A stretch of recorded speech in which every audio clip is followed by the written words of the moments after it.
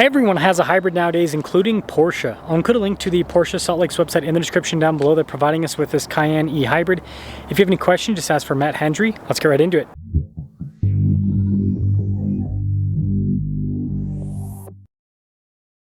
This week's giveaway highlight is a classic Corvette with a big block V8. If you're interested, use code BHC or click the link in the description down below or in the pinned comment. This will give you 4x bonus entries on any donation $25 or more.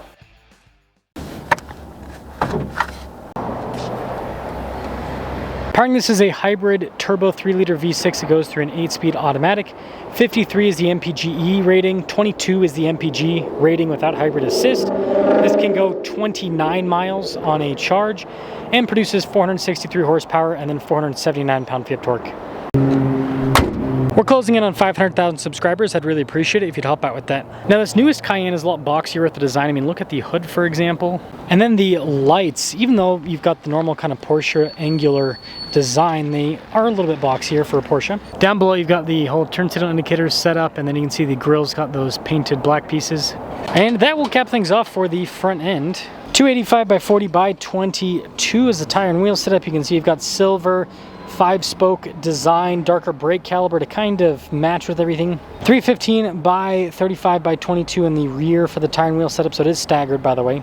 There's an E-Hybrid badge on the side, and the charge port is over on the driver's side. And then here is your side profile. You can see the little spoiler there out back, but yeah, definitely kind of tapers off pretty aggressively. Key fob, we have our lock and unlock feature. We've got the opening for the hatch, Porsche logo rather, and it looks like a car.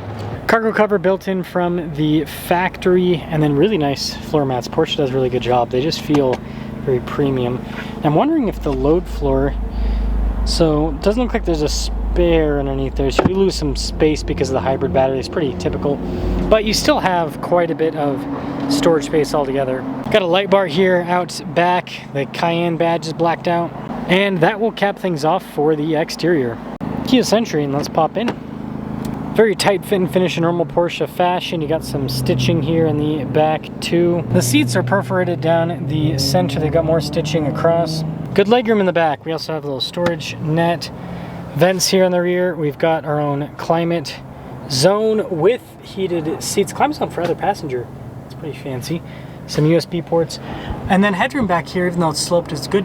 Keyless entry for up front. Let's pop in. Blind spot monitoring with the mirrors. Down below you do have your memory seat function. The mirrors power fold in. You've got lots of nice trim all over the door panel too. The seats are perforated down the center portion, and then you do have all of your power adjustments on the side. Lots of adjustment. Lumbar support too. Look at that. Push button start nowadays. Soft touch all around the steering wheel. We've got paddles on the back. Drive mode select where you can switch between the different modes, and I'll kind of talk about that more a little bit later. But yeah, I mean, pretty minimalist with the design, which I like. So let's quickly show those different modes. You've got hybrid auto, sport, sport plus, right?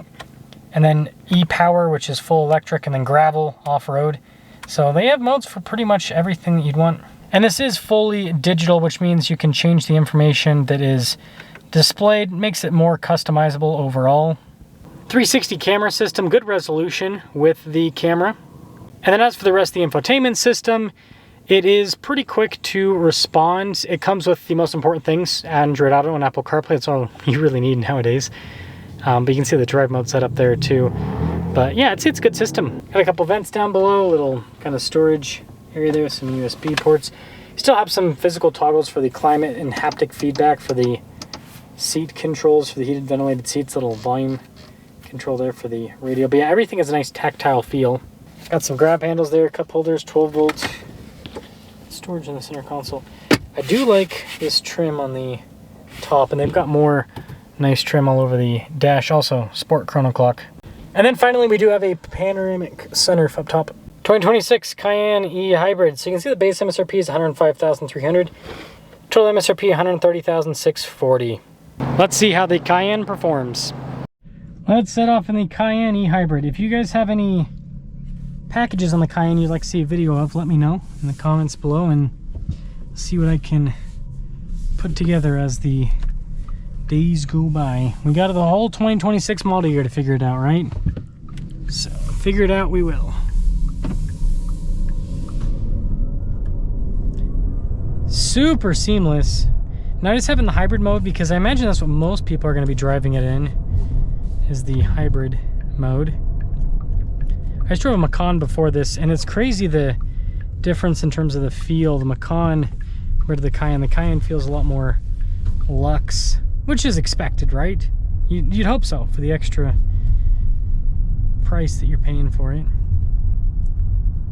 But something to note, no acoustic glass in this version. $130,000, no acoustic glass. It's an interesting choice by Porsche. My personal take is any car above $50,000 should have it at minimum up front, and any car above $80,000 should have it front and back. If it's, you know, not like supposed to be like a bare bones sports car or something like that. Because, you know, in a bare bones sports car, you don't want it to have double insulated glass. Like if they had acoustic glass in a 911 GT3, you know, that just wouldn't make sense. Yeah, this is smooth.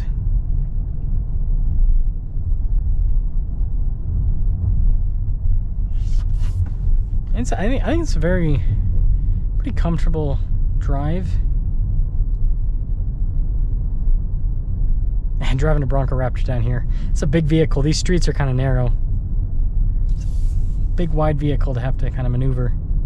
Not the worst though.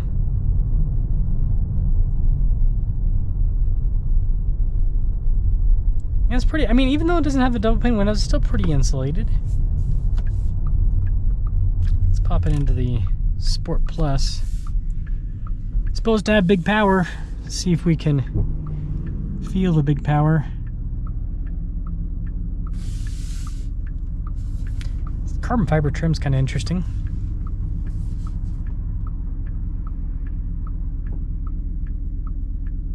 You hear the engine. It's pretty quiet though.